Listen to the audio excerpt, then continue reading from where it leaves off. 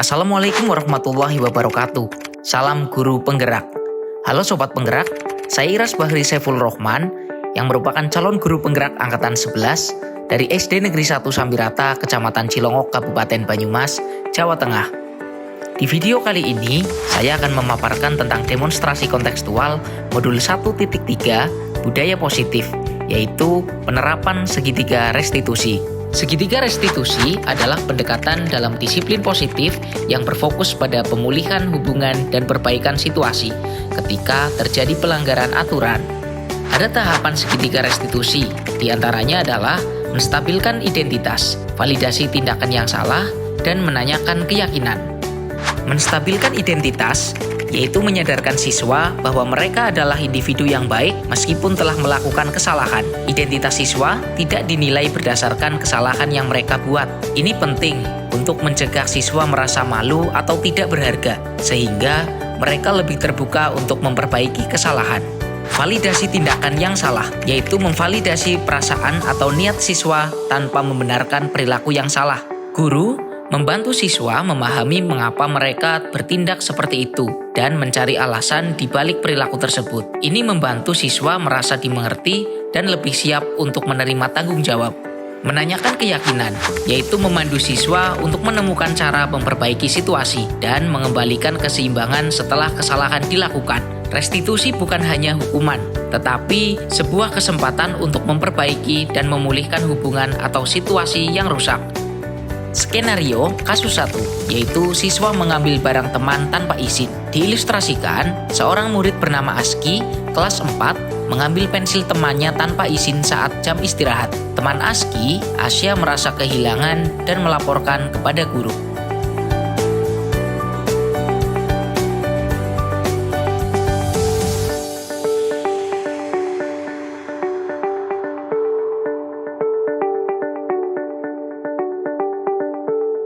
Aski, Pak Guru tahu, Aski itu anak yang jujur. Kamu itu selalu bertanggung jawab atas barang-barang milikmu sendiri. Ketika kamu mengambil pensilnya Asya, apa yang sedang kamu pikirkan? Saya lupa bawa pensil, jadi saya mengambil punya Asya. Saya pikir akan mengembalikannya nanti. Pak Guru mengerti, kamu tidak bermaksud buruk, ya. Tapi ingat bahwa mengambil barang milik orang lain itu adalah tindakan yang merugikan orang lain, ya, dan membuat orang lain merasa tidak nyaman. Aski, setiap orang itu bisa membuat kesalahan. Yang terpenting adalah bagaimana cara untuk memperbaikinya.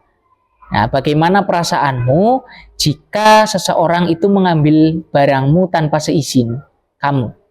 Saya pasti tidak akan suka. Itulah sebabnya kita harus memastikan ketika mau meminjam barang itu harus meminta izin terlebih dahulu, ya. Nah, menurutmu bagaimana yang bisa kamu lakukan untuk memperbaiki situasi ini? Mengembalikan pensilnya, Pak. Aski, di kelas kita itu sudah ada keyakinan kelas. Salah satunya adalah tanggung jawab, ya. Apa yang harus kamu lakukan untuk memperbaiki hubunganmu dengan Asya? Saya mau meminta maaf dan akan mengembalikan pensilnya Asya. Bagus. Mungkin saat ini kamu bisa meminta maaf dan mengembalikan pensilnya Asya dengan penuh tanggung jawab. Saya juga pastikan tidak akan mengulanginya lagi.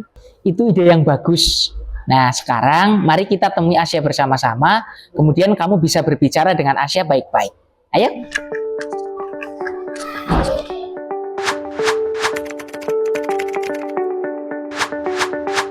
Awalnya saya merasa gugup, tapi setelah berbicara dengan Pak Guru, saya merasa lebih tenang. Saya jadi paham kenapa penting untuk menjaga perilaku saya.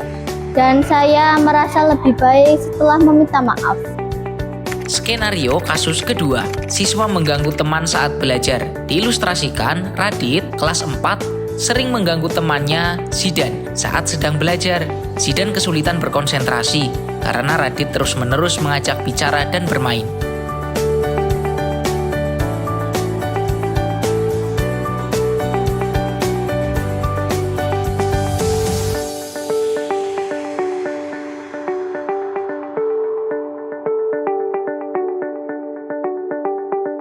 Radit, Pak Guru tahu kamu itu anak yang ceria dan suka bermain dengan temanmu.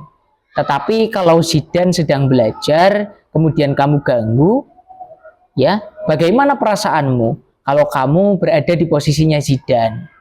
Mungkin saya juga akan merasa terganggu. Pak Guru senang kamu bisa memahami perasaannya.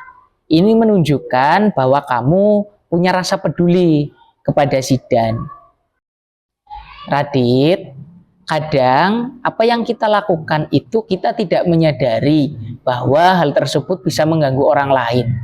Apakah kamu berpikir ada cara lain untuk membuatmu merasa senang tanpa harus mengganggu Zidan? Saya bisa bicara dengan Zidan saat istirahat, Pak, bukan saat belajar. Itu ide yang bagus, Radit. Dengan begitu, kamu bisa bermain dengan Zidan tanpa harus mengganggu belajarnya Zidan. Radit, kan di kelas kita sudah ada keyakinan kelas. Salah satunya adalah menghargai. Nah, dengan kamu mengganggu Zidan sedang belajar, kamu sudah memiliki sikap menghargai atau belum? Belum, Pak. Nah, sekarang bagaimana kalau kamu berbicara dengan Zidan, kemudian meminta maaf, dan kamu berjanji untuk tidak mengganggunya lagi saat belajar? Baik, Pak. Saya akan meminta maaf kepada Zidan dan tidak mengulanginya lagi. Itu keputusan yang sangat bijaksana, Radit.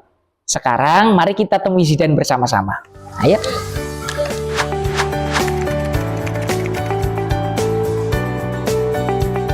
Saya merasa didukung dan tidak dihukum. Jadi saya lebih termotivasi untuk memperbaiki diri.